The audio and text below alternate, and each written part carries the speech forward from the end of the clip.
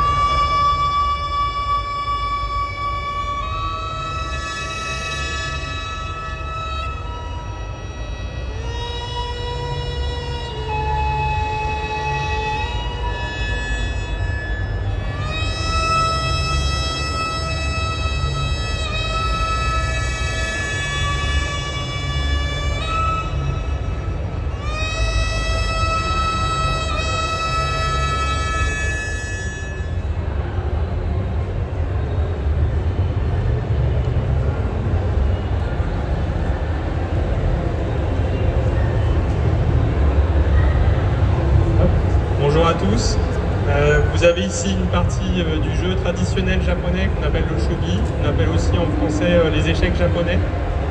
Vous retrouverez des similitudes entre ces deux jeux, pour ceux qui connaissent les échecs. Le but du jeu est d'aller capturer le roi de l'adversaire. Donc là, les deux rois se retrouvent sur la partie gauche du plateau, en bas à gauche pour le joueur français qui est en rouge, et en haut à gauche pour le joueur japonais qui est en violet. Les deux joueurs ont choisi une stratégie très différente puisque le joueur français est parti sur une partie très agressive avec beaucoup d'attaques. Il essaye de prendre l'initiative, quitte à sacrifier du matériel. Il a donné un cavalier pour pouvoir alimenter son attaque. Et le joueur japonais est plutôt en réaction. Il attend de voir, il fait un peu le dos rond et il va essayer de profiter un petit peu du fait que son adversaire s'expose pour pouvoir contrer. L'enjeu sera de savoir si le joueur en bas, le joueur français à droite ici en rouge, va pouvoir attaquer le plus fort, attaquer le premier, percer et pouvoir l'emporter, ou si le joueur japonais va être capable de résister à cette attaque et de retourner la situation à son avantage. La partie est bien engagée pour l'instant. C'est difficile de savoir qui va réussir à prendre le dessus. Je vous laisse profiter du reste de la partie et encourager votre chouchou entre les deux.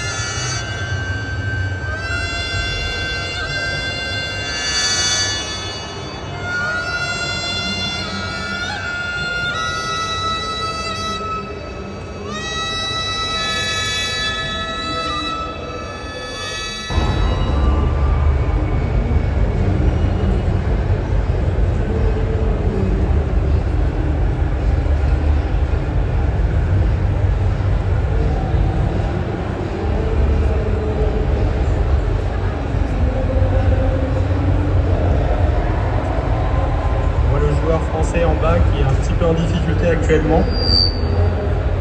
Les échanges n'ont pas été forcément à son avantage. Il y a plusieurs pièces qui sont en main, qu'on voit symbolisées à droite du plateau en bas sur les pièces qu'il a en main. C'est une spécificité du jeu de shogi, parce que les pièces que l'on capture à son adversaire ne sortent pas du jeu. Elles nous appartiennent désormais, on peut les remettre en jeu pour nous. Donc toutes les pièces sont toujours en jeu puisqu'elles sont soit sur le plateau, soit en réserve, on dit dans la main, puisqu'on peut les prendre avec sa main et les reposer sur le plateau. Malheureusement, même si le joueur en bas a accumulé un certain nombre de pièces, ça a été au détriment de sa défense. On peut voir que son roi commence à être de plus en plus exposé et c'est assez difficile pour lui. Il faut dire que le format de la partie est très court, c'est un blitz avec seulement 10 minutes de temps pour chacun des deux joueurs. Et le shogi, contrairement à son cousin des échecs, est vraiment très orienté vers l'attaque. Donc forcément un résultat, ce ne sera pas match nul, il y aura forcément un vainqueur et donc il faut attaquer à un moment. Et c'est très difficile évidemment sur une partie de type blitz de bien tout calculer, de bien voir. Des fois un petit peu de chance aussi, d'avoir tout vu ou pas en amont. Et là ça tourne un petit peu les avantages du joueur qui est en bas mais qui se bat quand même. Mine de rien, il a quand même toutes ses pièces en main, donc peut-être qu'il va réussir à trouver des combinaisons. On a hâte de voir la suite.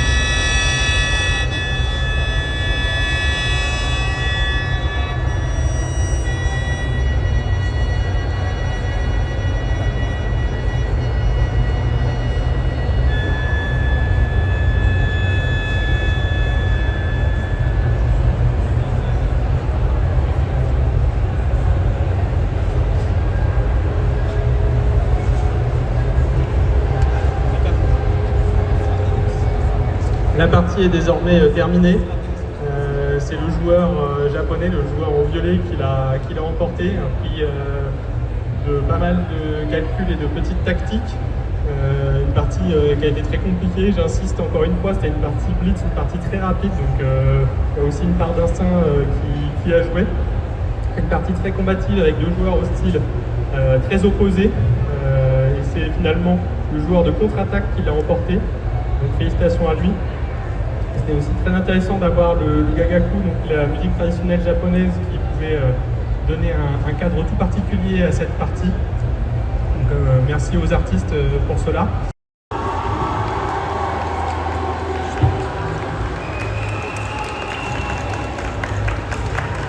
Alors, merci à tous pour ce moment.